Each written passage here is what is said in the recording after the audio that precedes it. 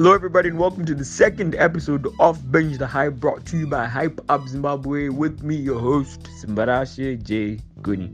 First and foremost, let me start by paying my respects to their due and thank everybody for the support and reception that the show is getting. Like, seriously, hats off to you all. Plus 14 days. Twabam. Yeah. Guys, this royally sucks. Like, zero matters.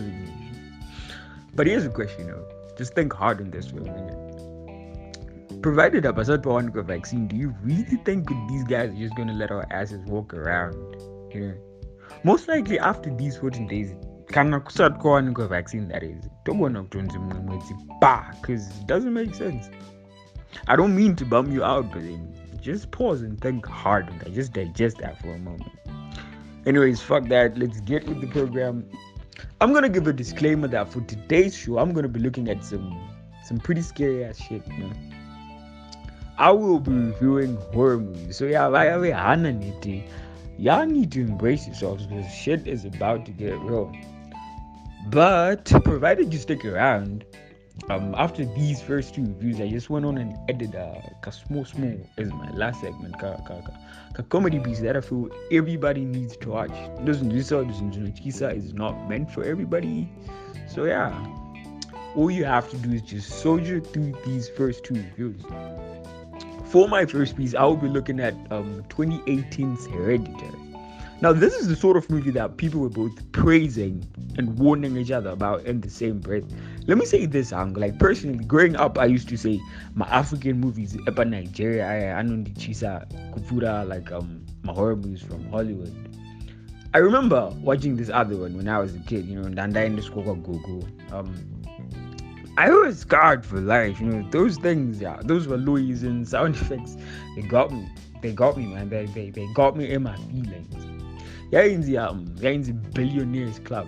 I used to have nightmares about it. Actually, I remember demanding that my grandma went in this after watching it. It was that bad for me, It was just that horrible. But I grew out of it, And during the process, I have to say, I found my gems. You have my very brilliant horror movies out there, like 2015's The Witch, the Conjuring franchise, my Annabelle. Those are pretty nice movies, They're pretty nice movies, but particularly Hereditary. Hereditary is something else. You guys need that. Hereditary is a deeply disturbing supernatural and psychological horror film that the movie follows a family haunted by the death of their grandmother. Not only that, it's so much more. It's extremely unsettling to watch, and it's also a chock full of unforgettable moments that will most likely give you nightmares. Like this one scene, Panimwana anu Godukam during a freak accident. That was intense, That was just hard work to stomach. I don't even have the words to describe that. All you have to do is just find that shit and wongo's won it away. While Hereditary might feel like a more focused film, director Ari Aster's 2019 follow-up though, the Midsomer, is just as similarly effective and deserves a nod for managing to be so deeply unnerving despite its more colorful setting than the latter Hereditary. I think with Hereditary, the directors flew to Nigeria for inspiration because that shit was intense. And I felt it. I felt that movie. The movie literally gave me goosebumps. Yes, we go on a movie, Mascati, say that doesn't work with Hereditary. That's just fucking bogus. So Ganori Gaffa to go on horror movies without even flinching. I fucking dare you to watch Hereditary and come back with the feedback. For my next piece, I'll be talking about Get Out. This movie won the Oscar for Best Picture in 2017, and I have to say, deservedly so. We are definitely witnessing a new generation of horror gurus leaving their mark on the genre. But arguably, no horror filmmaker working today is more exciting to watch than Jordan Peele. His highly anticipated second debut, 2019's Us, solidified his status as one of the most influential voices in the genre. But Kwandiri, it was his directorial debut that I really think deserves a standing ovation. Get Out is wholly original. It's terrifying in unexpected ways. Now imagine this. Imagine this. Your girlfriend you've been with for close to a year now is in on some twisted plot with her family to kidnap and brainwash your ass for sport. That's just fucked up. And not only that, she's been good at this. She's been at this for years now. She's done the same thing to her other 5 or so exes at Stumbo's here at Wangani. But with the looks of things, you don't have any hope of escape. That's just fucked up. Like, this white girl comes through, snatches, like, she lures some nigga. Like, you guys are in love with some shit. And then, where the mom does some weird shit to your mind, and then they try to turn you into a white person. That's just messed up, you know? Like, who knew Jordan Peele had this in him? Like, this guy is just dark, you know? From the series Key and Peele to the movie Keanu, those were just laughs and gags. This guy is dark. This guy has something mentally wrong with him. I heard he's playing the narrator. I haven't gotten a chance to watch it. He's playing the narrator in the reboot of the hit television series Into the Twilight Zone. People are actually saying it is good. It's like fitting for the role. You wouldn't even begin to think that he's the same guy from Key and Peele. Well, that's just something else. This guy, I don't know.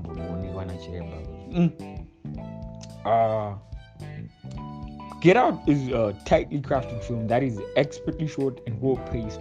Add to that a uniquely unnerving ambience and great performances overall, and you've got yourself modern-day horror masterpiece. Get Out is probably going to be one of those movies that go down in history as the most influential for the last decade. You know, this whole phrase, this bitch is crazy.